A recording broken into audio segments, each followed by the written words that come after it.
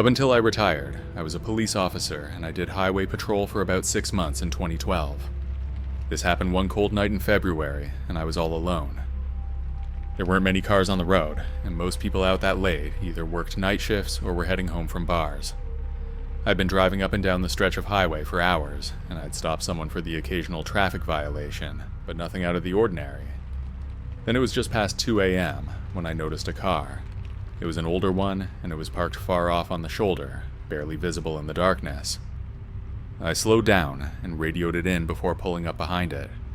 From the condition of the vehicle, it looked like it had been sitting for a while. The paint was faded, and the rear bumper was dented. I assumed it had broken down, but the way it was parked didn't look right. Usually people who had car trouble tried to stay closer to the road or left their hazard lights on. This one was well off, almost as if someone had deliberately moved it there. I stepped out of my car and approached, shining my flashlight along the side of the vehicle.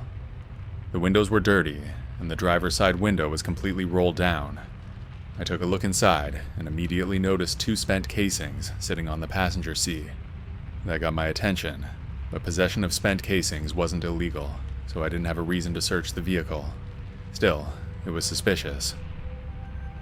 I moved my light over the interior, looking for anything else that might give me a reason to investigate further. But there was nothing in there. No bags, no trash, not even a phone charger. Usually abandoned cars had some sign of the owner, but this one was empty except for the casings. I checked the license plate and ran it through the system, but there were no flags on it. I walked around to the passenger side and checked the ground for any signs of a struggle or blood, but there was nothing. The more I looked, the more questions I had. I stepped back and looked around the area. The highway was pretty dead, with only the occasional car passing in the distance. Beyond the shoulder, the woods stretched into the darkness. I turned my flashlight toward the tree line, but didn't see anything. Still, something about the scene unsettled me. I radioed dispatch again, letting them know I was still investigating. If I didn't find anything soon, I'd have to move on. I leaned into the open window, taking one last look inside, but I knew there wasn't anything in plain sight. The only thing I could do was wait for a tow truck and see if we could track down the owner later. I started walking towards my car when I heard a sound. It was footsteps moving through the woods behind me. I turned my flashlight toward the noise, and the second I did, the footsteps stopped. I scanned the trees, trying to see if someone was there, but all I saw was darkness.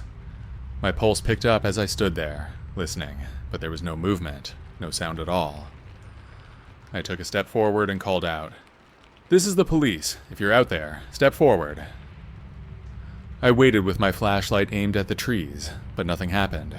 I radioed for backup because the situation was getting more suspicious by the second, and I wasn't about to take any chances. As I waited for a response, I kept my flashlight on the tree line because I had the feeling that someone was out there, watching me, and if they were, I had no idea what they were going to do next. The radio crackled as dispatch acknowledged my request for backup. They said another car was on the way, but it would take a few minutes. During that time, I kept my eyes on the woods, barely moving. I didn't hear anything, but I knew someone had been there. Then I stepped around the car, keeping my flashlight aimed toward the trees. If someone was watching me, they knew I was armed and calling for backup. That might be enough to keep them from doing anything crazy, but I wasn't about to let my guard down. I positioned myself near the rear of the car, using it as cover while I waited. Another minute passed. Then I heard it again. There was definitely someone in the woods. This time, they were slower, like someone was softly stepping on dry leaves. I turned my light toward the sound, but I still couldn't see anything. Whoever it was, they were staying just outside of sight. "Step out where I can see you," I shouted. "I won't ask again." But like before, the sound stopped, and nobody answered. A few more minutes passed, and then finally, I saw a shadow move between the trees. It was quick, but I caught it. Someone was out there. I raised my voice. "Come out now," but there was no response. Then without warning, a loud crack rang out, and it was a gunshot for sure. I dropped behind the car as another shot followed, and it came from the woods. I drew my weapon, pressing my back against the vehicle, as I tried to get a visual on the shooter. My ears were ringing, but I forced myself to stay focused. I had no idea how many rounds they had, but I wasn't about to return fire. Then there was another shot. This one hit near the trunk of the car. I could feel the impact against my back. Then in the distance, I saw headlights. Another patrol car was pulling up, and the second it did, the gunfire stopped. The other officer parked a safe distance down the highway before stopping, and I was still huddled next to the old car. Then I heard something I wasn't expecting, the sound of an engine. I turned in time to see the abandoned car lurch forward. Someone was inside, and they were trying to get away. I barely had time to react before the car peeled off. The other officer took off after it right away. I stayed where I was, making sure another shooter wasn't still in the woods, although I was pretty sure he was the one in the car. Eventually, I got back to my vehicle and followed the others. The other officer managed to force the car off the road a few miles down the highway. The driver was taken into custody without further incident. When we searched the car, we found the weapon, and it was the same caliber as the spent casings. The suspect refused to talk, but it didn't matter. We had him. I still don't know what he was up to in those woods, and the whole area had been searched afterwards. It must have been something, though, and it's looking like we'll never find out.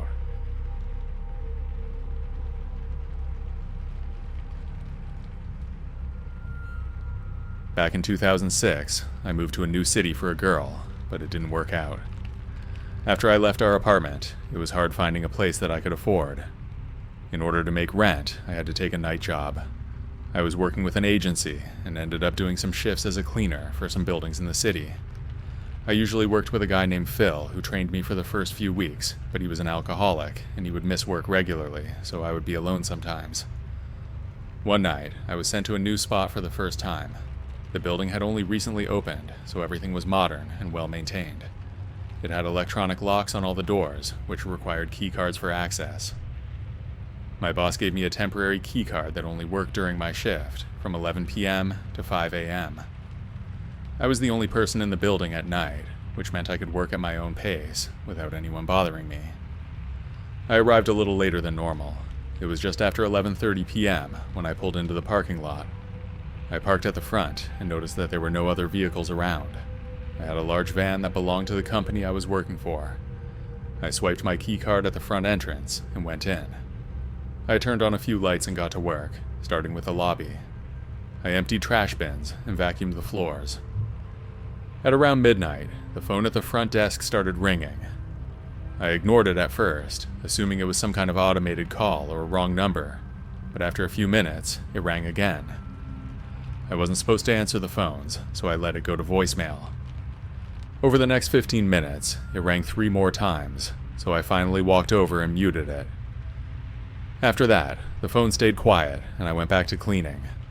By the time I finished the first floor, it was almost 2 in the morning, and I was ready for a break. I took the elevator to the main floor and walked down the hallway toward the coffee room. The building always felt too big at night, like there was too much empty space. I had never been scared working there before, but I felt something was strange that night. As I stepped into the break room, I grabbed a cup from the cabinet and filled it with coffee from the machine. I sat at the table, scrolling through my phone while I drank. I was just starting to relax when I heard a noise that made me jump. It was an unfamiliar beep, followed by a door opening and closing. I knew what the doors sounded like when they locked and unlocked, and this wasn't normal. I set my coffee down and stood up slowly. "Hello?" I called out, but there was no response. Then I heard footsteps, but they weren't coming from the hall I had just walked through. Instead, they were approaching the stairwell. I stepped out of the coffee room and leaned over the railing to look down. That's when I saw someone. At the bottom of the stairs, just outside the stairwell entrance, there was a man. The light from the hallway barely illuminated him, but I could make out his shape. He was just standing there, completely still. But then I saw him begin to turn around. Ducked out of view and then backed away slowly because I didn't want him to see me. At that moment, I was sure it was an intruder, but after a minute, I thought it could be some kind of security guard or someone else that was allowed to be there. Even still, I didn't want to risk it, so I got out of there. I slipped back into the coffee room and quietly shut the door. My hands shook as I pulled out my phone and called the police just in case. I crouched down by the vending machine, trying to stay out of sight. The dispatcher answered, and I kept my voice as quiet as I could while I explained that someone had entered the building and I didn't know how they had gotten in. They told me to stay where I was and remain quiet. After what felt like forever, I saw police approaching outside from the window. I heard the front door open, followed by the sound of a police officer calling out, and I stepped out of the coffee room cautiously. "Up here," I called back. The officer climbed the stairs while another checked the lower level. I explained what I had seen, and they swept through the entire building, but found no one. Every door was locked, except the one I had used to get in. Later, they reviewed the security footage, and that's when they found him. The cameras had caught him entering the lobby shortly after I arrived. He hadn't used a keycard. He had just walked in, meaning the door must not have fully latched when I swiped in earlier. He stood at the bottom of the stairwell for several minutes, holding a knife. Then, just before the police arrived, he turned and calmly walked out the same way he had come in. They never found out who he was or what he wanted. I still think about that night sometimes, and it's crazy how close I might have been to something far worse. The fact that he was so calm about it was what unsettled me the most. He wasn't in a hurry, he had just been waiting.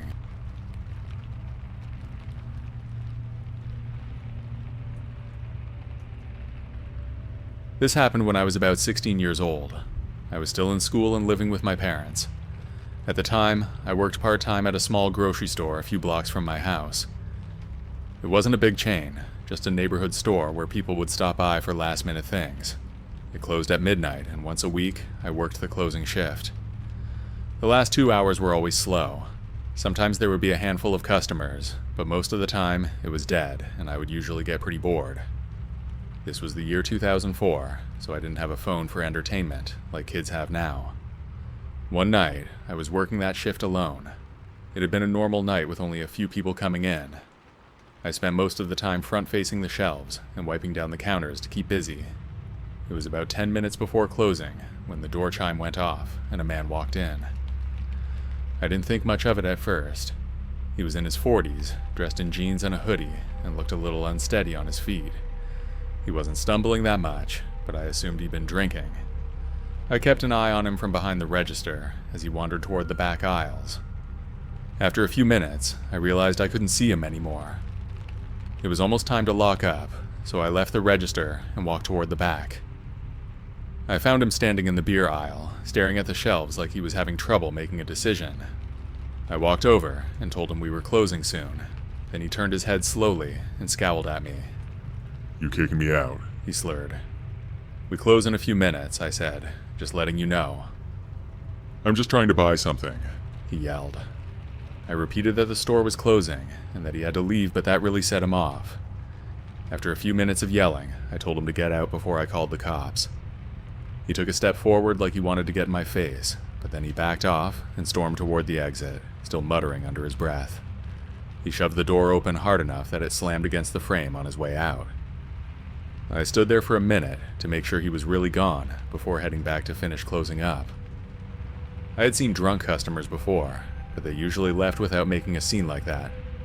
I shook my head and went back to the register, feeling irritated, but glad that he was gone.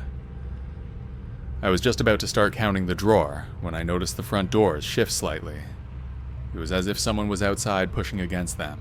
They were locked, so nobody could get in, but I felt uneasy. I walked up to the glass and peered out, but I didn't see anyone. After a moment, I convinced myself I was imagining things and went back to the register. I wanted to get out of there as soon as possible. When I got back, I counted down the till like normal. When I was done, I shut off most of the lights and was about to head to the back when I heard a loud crash. It was so sudden that I jumped. My first thought was that something had fallen off a shelf, but it came from the front of the store. I hurried back up and saw that the front window had a huge crack running through it. Something had hit it hard. I stepped closer and looked outside. In the parking lot, there were 3 guys standing near my car, and one of them was sitting on the hood. I recognized him, and it was the drunk guy from earlier. They weren't doing anything yet, just standing there, but I knew they were waiting for me. I assumed that they were mad about what happened, and they wanted payback. If I walked out there, I was pretty sure they'd jump me. I went over to the phone and called the cops, and as I stood by the cracked window, I shouted out that I had called the police. One of the guys, a stocky one wearing a leather jacket, heard me. He looked right at me and made a throat-cutting gesture with his hand. Then, without another word, they all turned and walked away. I stayed inside and waited for the cops to show up. I paced near the register, checking the clock every few seconds. Part of me wondered if they had actually left, or if they were hiding somewhere in the parking lot, waiting for me to step outside. After about 15 minutes, I worked up the nerve to peek out again, and this time, the parking lot was empty. I still didn't feel completely safe, so I stayed inside. The cops arrived about 20 minutes later, and by then, the men were long gone. I told them what had happened, and we went through the security footage. The cameras had caught everything, and the cops recognized at least one of the guys. They took a report for the damage to the window, and told me they'd be looking for them. I left the store around 1 a.m. after everything was wrapped up. When I got to my car, I saw that they had left dents on the hood from where the guy had been sitting. I checked around to make sure they hadn't slashed my tires or broken anything else, but everything else seemed fine. Then I got in and drove home. The next morning, the cops called and said they had picked up the guys. They were some local street thugs who had been in trouble before. They didn't say much when they got arrested. I guess they knew there was no point in running from the security footage. The drunk guy was the only one charged for the window, but they all got picked up for various other charges. For a while after that, I kept looking over my shoulder, thinking they might come after me, but I never saw any of them again. I worked that closing shift for another year and never had another problem like that.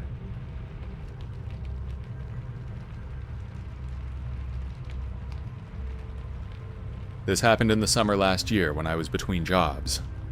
My dad owned a cleaning company, and I worked for him on and off over the years.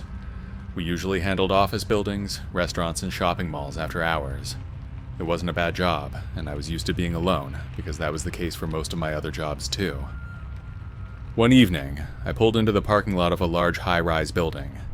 I had cleaned this building before, but only the first 2 floors above the lobby. I parked my van in the front lot and grabbed my supplies from the back before heading inside. The building was huge, and it was kind of eerie to see it empty like that. They told me that security would be on duty, but I never saw anyone, so I assumed that was a mistake. In any case, I went through my usual routine of cleaning. About an hour in, I decided to take a break and stepped outside for some air. That was when I noticed a white utility van parked in the back lot.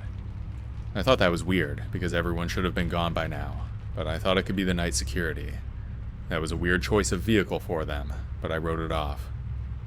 My van was parked in the front, so I wasn't sure if this one had been there when I arrived.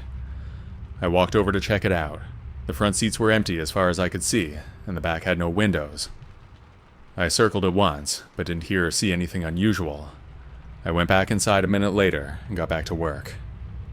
Later that night, I took another break and stepped outside again. This time, I saw the van shake a little. It wasn't much, but it was enough for me to tell that someone was inside. I pulled out my phone and turned on the light, and the second I did that, the van went completely still.